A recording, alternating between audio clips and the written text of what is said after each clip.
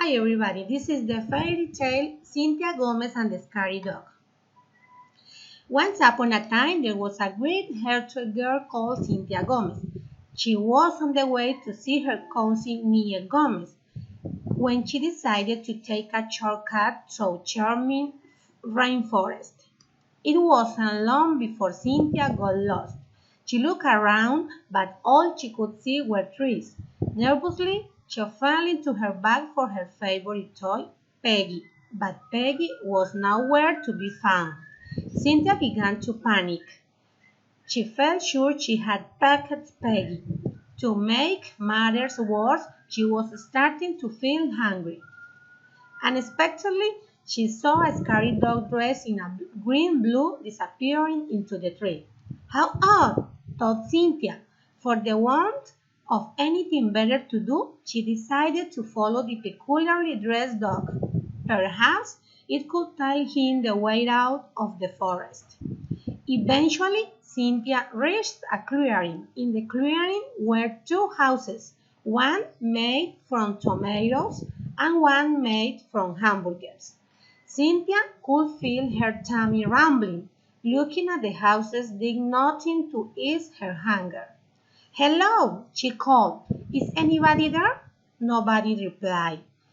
Cynthia looked at the roof on the closet's house and wondered if it wouldn't be rude to eat somebody else's chimney.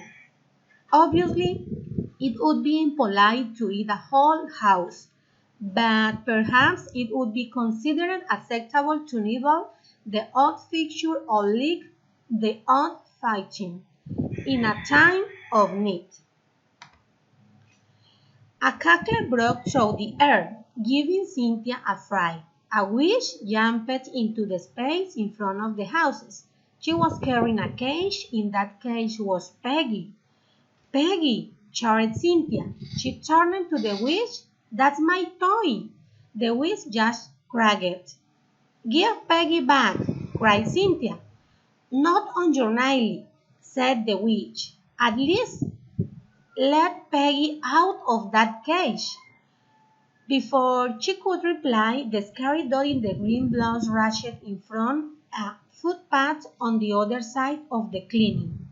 "Hello, big dog," said the witch.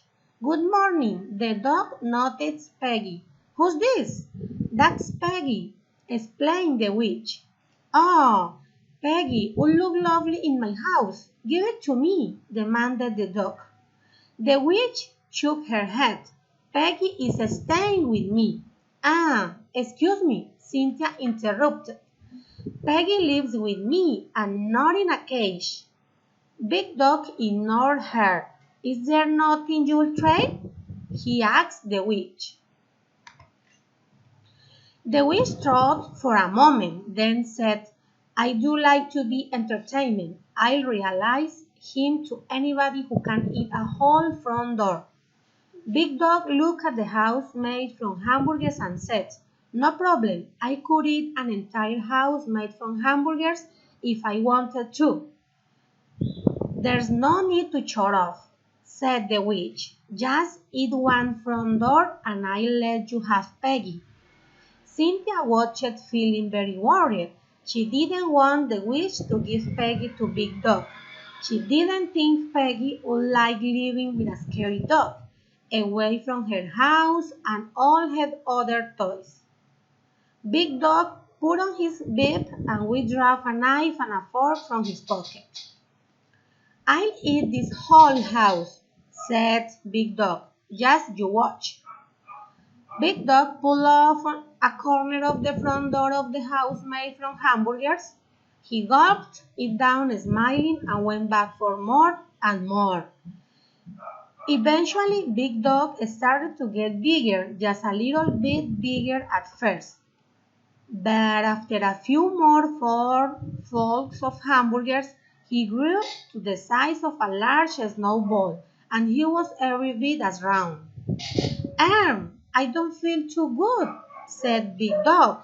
Suddenly he started to roll. He got so round that he could no longer balance. "Help!" he cried as he rolled off down a slope into the forest. Big Dog never finished eating the front door made from hamburgers, and Peggy remained trapped in the witch cave. "That's it," said the witch. "I win. I get to keep Peggy." "Not so fast," said Cynthia. "There is still one front door to go. The front door of the house made from tomatoes, and I haven't had a turn yet." "I don't have to give you a turn," laughed the witch. "My game, my rules." The woodcutter's voice carried through the forest. "I think you should give her a chance. It is only fair." "Fine," said the witch, "but you saw what happened to the dog. She won't last long." "I'll be right back," said Cynthia. "What?" said the witch. Where's your sense of impatience? I thought you wanted Peggy back." Cynthia ignored the witch and gathered a hefty pile of sticks. She came back to the clearing and started a small campfire. Carefully, she broke off a piece of the door of the house made from tomatoes and toasted it over the fire. Once it had cooked and cooled just a little, she took a bite. She quickly devoured the whole piece. Cynthia sat down on a nearby log. "You fell," cackled the witch. "You were supposed to eat the whole door." "I haven't finished it," explained Cynthia. "I am just waiting for my food to go down." When Cynthia's food had digested, she broke off another piece of the door made from tomatoes. Once more, she toasted her food over the fire and waited for it to cool just a little. She ate it at a leisurely pace, then waited for it to digest. Eventually, after several sittings, Cynthia was down to the final piece of the door made from tomatoes. Carefully, she toasted it and allowed it to cool just a little. She finished her final course.